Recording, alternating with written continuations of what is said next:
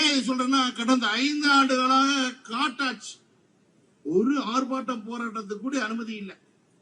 இவங்க ஆடுன ஆட்டம் என்ன ஆட்டம் ஆடினாங்க? இவங்க ஆட்சிக்கு வந்ததுல இருந்து கிட்டத்தட்ட இந்த 5 ஆண்டு காலத்துல எந்த வித போராட்டத்துக்கு அனுமதி கொடுக்கலீங்க. எவ்வளவு வழக்கு காவல்துறைய அப்படி வச்சிருந்தாங்க. விடிய விடிய போட்டு நசுக்கி இன்னைக்கு காவல்துறை ஃப்ரீயா யாருமே எங்க வரீங்க, ஏது வரீங்க, என்ன பண்றீங்க ஒண்ணு கவலையப்படல. இந்து மணிக்கார அமைதி ஆர்ப்பாட்டம் பண்ணுங்க, அவ்வளவுதான், வேலை முடிச்சது. ஏன் சொல்றேன்னா, இந்த ஆட்சி வந்ததுக்கு திமுக வந்த பிறகு முதல்ல பண்ண வேலை தமிழ்நாட்டில் 2021 நம்முடைய முத்தனகம் குளத்தில் இருக்கிற 8 கோயில் இடிச்சாங்க. முதல்ல ஆர்ப்பாட்டம் பண்ணது இந்து முன்னணி அமைச்சிருக்கவன் அந்த டவுனால கண்டிச்சு போராட்டம் பண்ண 8 கோயில் இடிச்சாங்க.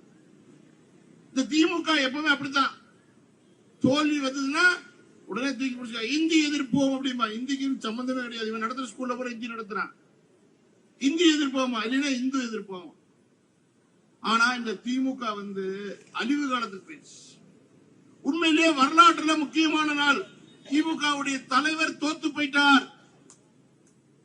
ஸ்டாலின் அவர்கள் முக்காடு போட்டு வீட்டுல உட்கார்ந்திருக்காங்க. சேகர் பாபு குளத்தூர் தகுதியில் போய் வீதியா கும்பலி எழுதுறான், ஐயோ அம்மா ஐயோ அம்மா. அப்போ எனக்கு ஒண்ணு நான் வந்துச்சு, சேகர் பாபு நீ அழுதையே, அப்போ பூர்ணச்சந்திரனுடைய மகன் அழுதானையா, திருப்பரங்குன்றத்தை செத்து போனானே அந்த அழுக வந்துச்சு. அன்னைக்கு சொன்னோம், செத்து போயிட்ட பூர்ணச்சந்திரன் ஏத்தோன்னு சொல்லி அந்த பையன், சின்ன பையன் கண்ணீர் விட்டாயா, அந்த கண்ணீர் தான் உங்களை இன்னைக்கு அழுக வச்சிருக்க. நாம வச்சுக்க திமுக இனி வாழ்க்கை பூரா நீ அழுதுகிட்டே கிடக்க வேண்டியதுதான், வழி இல்ல. மக்கள் திராவிட கட்சிகளை வெறுத்துட்டாங்கயா. விளைவு அதான்.